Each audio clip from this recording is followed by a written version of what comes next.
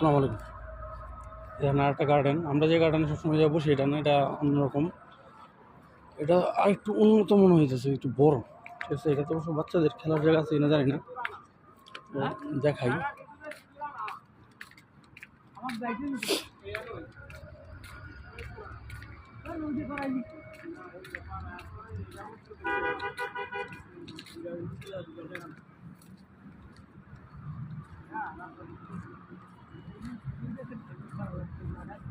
এখানেও খেলার জায়গা আছে।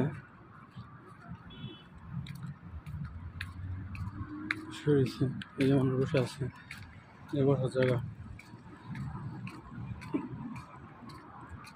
আচ্ছা, মনে হয় বাইরে গার্ডেনের বাইরে সেট, এটা আবার ভিতরে একটা গার্ডেন আছে।